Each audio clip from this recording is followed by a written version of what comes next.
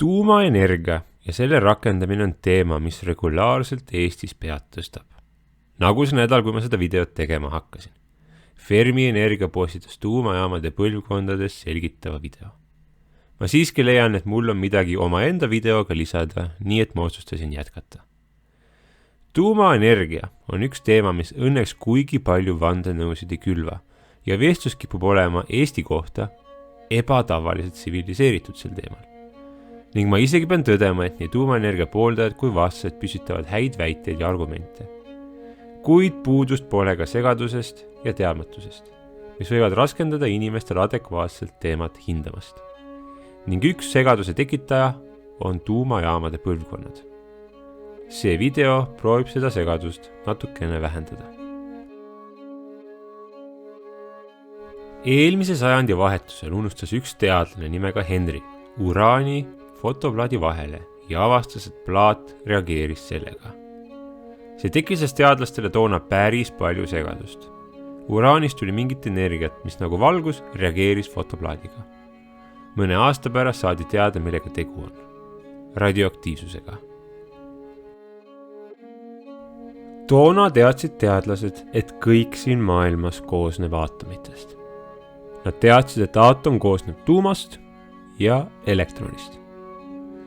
Tuuma ja elektroni hoiab koos nende laeng. Elektronil negatiivne ja tuumal positiivne. Aatomi enda laeng on seega 0, kuna elektron ja tuum neutraliseerivad selle. Ning aatomid on erineva suurusega. Mida rohkem on elektroone, seda suurem on tuum ning laeng on alati elektronide ja tuuma vahel võrdne. Elektroni saab tuuma küljest väga kergesti ära rebida. Nii et see tiirleb tuuma ümber ja on tuumast kergem. Elektroni on nii kerge tuuma küljest ära rebida, et see juhtub kogu aeg. Kõik keemilised reaktsioonid on elektronide liigutamine. Elektrone jagatakse tuumade vahel, siis tekivad uued keemilised ühendid. Elektrone võetakse tuumadelt ära, toimub keemiline lagunemine ning elektrone liigutatakse tuumast tuuma, see on elektriimpulss juhtmes.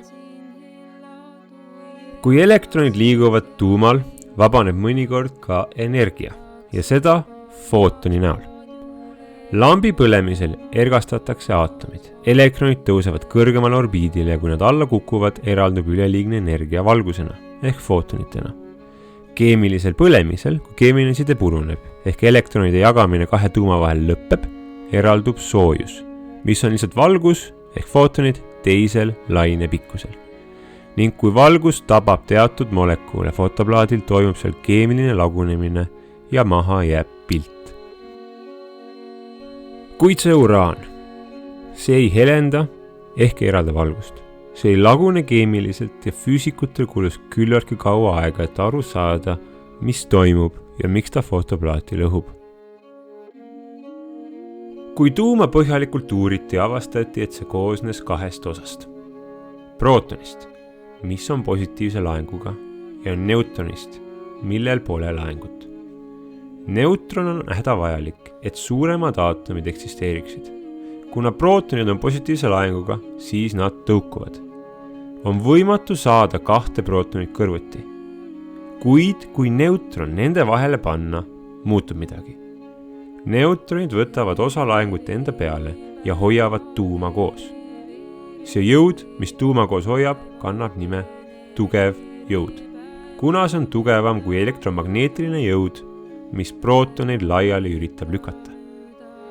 Neid jõude on veel, on nõrk jõud prootonite ja neutronite algosakeste vahel ja gravitatsioon, kuid need pole meie jaoks praegu olulised. Tugev jõud on kõige tähtsam jõud tuumaenergias.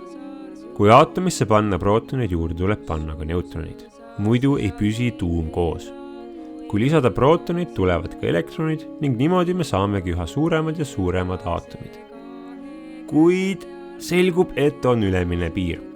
Kusagil uraani juures ehk 92 prootoni ja elektroniga ning 146 neutroniga. Kui tuum on suurem, natukese suurem, ei püsi ta enam koos ja hakkab lagunema. Tegelikkuses laguneb juba ka uraan. Kusagil 4 miljardit aastat on uraani poolestusaeg. Poolestusaeg on periood, mille juures pooled aatomid lagunevad. see aeg on väga erinev, erinevate aatomite juures. Osadel on see nanosekundeid ning osadel on see universumi lõpuni. Seega, tugev jõud hoiab tuuma koos ja on tugevam kui elektromagneetiline jõud. Tugeval jõul on aga ülemine piir. Ehk kui tuum ületab teatud suuruse, ei jaksa see jõud tuuma koos hoida ja tuum hakkab lagunema. Ning selgus, et kui neutronite ja prootonite arv pole õiges suhtes tuumas, muutub see samuti ebastabiilseks. Oma kliima soojenemise videos ma juba natuke rääkisin isotoopidest. Isotoop on eri suurusega tuumad. Prootonite arv on sama, kuid neutronite oma mitte. Süsiniku näitel oli meil kerge süsinik 12, raskem 13 ning ebastabiilne 14. Mida tähendab ebastabiilne tuum ja tuuma lagunemine? Ebastabiilsed tuumad lagunevad üpris kindlal viisil. Tavaliselt toimub alfa lagunemine, kus suurtest tuumadest lastakse välja väiksem tuum, mis koosneb vaid paarist neutronist ja prootonist, ning seda kutsutakse alfa kiirguseks. Tihti eraldatakse suure kiirusega elektron, mis on beeta kiirgus. Ja kõige ohtlikum neist ja tuntuim on muidugi gamma kiirgus. Kui tuum laguneb, siis tugev jõud annab korraks järgi ja elektromagneetiline tõuge prootonite vahel korraks kehtestab ennast. Selle tagajärjel lendab tuumast välja gamma kiirgus ehk footon ehk valgusosake, mis on ülikõrge energiaga. See suurem alles olev tuum on mitme prootoni jagu väiksem, kuid tavaliselt ei lagune ta stabiilseks väikseks aatomiks. Neutronite ja prootonite suhe on endiselt tasakaalust väljas ning ta laguneb edasi. Uraani puhul toimub lagunemine 20 etapis ning lõpp-produktiks on pisikene plii ja tallium.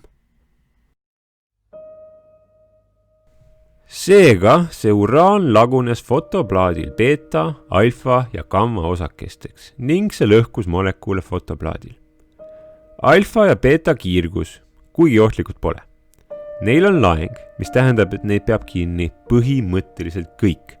Naha ülemine kiht ja riided näiteks. Gamma kiirgus, see on see ohtlik osa. Laenguta ja meeletu energiaga läbib see kõik ning kui ta tabab aatomit, ergastab ta selle ja lõhub molekuuli, mille osa aatom on. Inimese puhul tähendab see raku tasandil vett, organelle ja kõige tähtsam DNA-d. Gamma kiirguse oht sai selgeks alles pärast esimest tuumaplahvatust. Kui inimene seisab tugeva gamma kiirguse käes, siis ergastatakse väga paljud aatomid tema kehas. Enamus molekuulus kehas on vesi. Ergastatud veemolekuulid lagunevad vesinikradikaalideks ja peroksiidideks. Need molekuulid ei püsi kaua, kuna hakkavad koheselt reageerima teiste molekuulidega rakus. Rakud hakkavad lagunema ja surema. Mõne tunniga hakkab inimesel väga halb. Oksendamine, teadvuse kadu ja kõik muud võimalikud sümptomid esinevad. Kui ta selle üle elab, hakkab tal paari päeva pärast parem, kuna ergastatud molekuulid rahunevad maha. Kui doos oli väga suur, siis inimene sureb paari nädalaga. Kiiritus ja ergastatud molekuulid lõhkusid rakkude DNA-d. Kui DNA-d pole, ei hakka rakud poolduma ja ei tee normaalset tööd.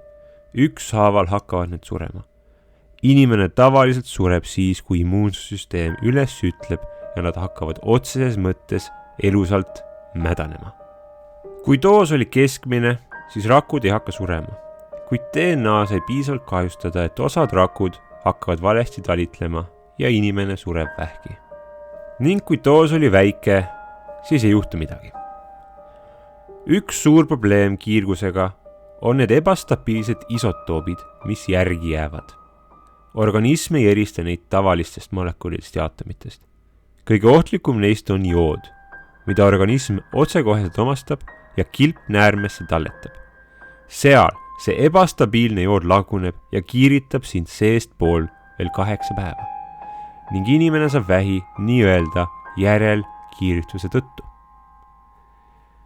Nüüd uraan esineb looduses ja seda kasutati kollase värvuse tõttu keraamikas ja need teadlased hoidsid palja käsi seda käes. Kuid see siin ja see siin ei juhtunud. Uraanil on üks väga hea isotoop, mis laguneb väga spetsiifiliselt, alfakiirguseks ja 2 vabaks neutroniks. Kui see vaba neutron tabab teist uraani aatomit, muutub see ebastabiilseks ja laguneb koheselt edasi, eraldades samuti 2 neutronit ja tekib ahelreaktsioon. Looduses on seda spetsiifilist isotoopi väga vähe ja seda tuleb tsentrifuugides kätte saada või tavalist uraani kiirates toota. Kui piisavalt puhas kogus on kätte saadud, suureneb lagunemine ja radioaktiivsus. Kuid on ülemine piir. Kriitiline mass, mille juures uraan nii kiiresti laguneb, et rohkem lisada midagi ei saa. Sõltuvalt millise isotoobi seguga tegu on, võib see kriitiline mass olla kilo kuni mõni kilo. Kriitilise massi saavutanud uraan ei plahvata. See laguneb erakordse soojuse ja kiirgusega mõne tunni jooksul. Mitte miski seda peatada ei saa. Tuumaplahvatuse saamiseks tuleb see kriitiline mass ületada, panna neutronpeeglid ümber ja võimalikult ühtselt ahelreaktsiooni tekitada. Protsess, mis on palju keerulisem kui kõlab.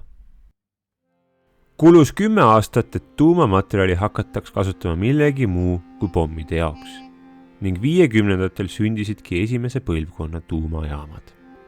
Need olid prototüübid ja katselised. Need ehitati sadamatesse ja sõjaväebaasidesse ning nendega mõõdeti erinevate tuumajaamade efektiivsust ja ohutust. Nende peamine eesmärk oli näidata, millised ideed toimivad ja millised mitte. Sellele vaatamata saadi juba siis kõigi tulevaste tuumajaamade baasplaanile pihta. Esiteks, tuumareaktsioon ei tekita elektrit, see tekitab ainult sooja. Ning ainus, mida me tuumalagunemist kasutada saame, ongi see soojus. Seega tuumajaamad töötavad samal põhimõttel nagu kõik soojuselektrijaamad. Põlevkivi, gaasi, turbopõlemisel tekib soojus, sellega pannakse vesi keema. Keev vesi liigub turbiinidesse, mis hakkavad tiirlema. Need tiirlevad ümber juhtmete magnetite ja panevad elektronid neis liikuma. Vesi jahutatakse ja saadetakse tagasi katlasse. Elektri genereerimine tuumajaamas käib täpselt samamoodi, ainus vahe on see, kuidas seda soojust saadakse. Ning selle küsimuse lahendamiseks loodigi esimene põlvkond tuumajaamu. Nendes ei kasutatud puhast uraani, vaid uraanoksiidi. See on vajalik keemilise stabiilsuse tõttu, et see suurtel temperatuuridel põlema ei hakkaks. Kõige paremad esimese generatsiooni tuumajaamad kasutasid 2 uraani südamikku. Välimist, mis oli stabiilne uraan, ning sisemist, mis oli rikastatud uraan. Sisemine kiht sisaldas ebastabiilseid isotoope, mis kiirgasid rohkem ja välimise stabiilse kihi samuti kiirgama panid, ehk tekitasid mini-ahelreaktsiooni.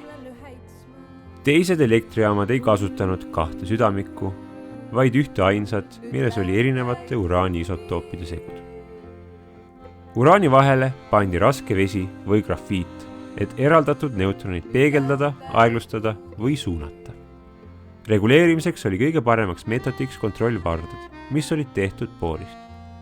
Boor imeb endasse erakordselt hästi neutroneid ja põhimõtteliselt lõpetab ahelreaktsiooni. Kui temperatuuri on vaja tõsta, võetakse boor välja, kui langetada, lisatakse juurde. Uraan ja vardad on ümbritsetud vee või gaasiga. Vesi osutus efektiivsemaks. See sirkuleerib suletud süsteemis, ehk veel on 2 ringi, sisemine, mis siin pildil helendab, ja välimine, mis paneb turbiinid tööle. Välimise ringi jahutamiseks on vaja suurtes kogustes vett, mis saadakse magedast veekogust reaktori juures. Esimese generatsiooni jaamu oli mitmeid nii lahtise kui suletud välisringiga ning need suured toonid ongi selle vee jaoks. Välimine ring oli reaktori eest kaitstud metallist ja betoonist kilbiga. Soojusvahetus toimus reaktorist eemal.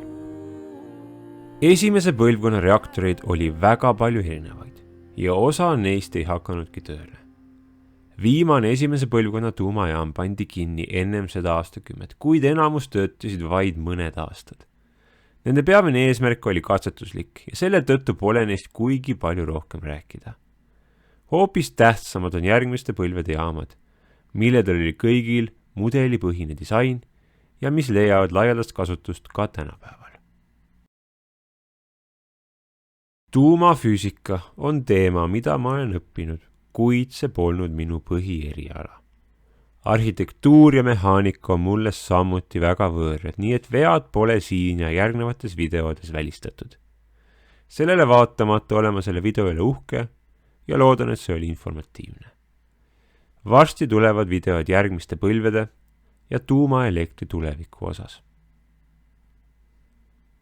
Järgmise videoni.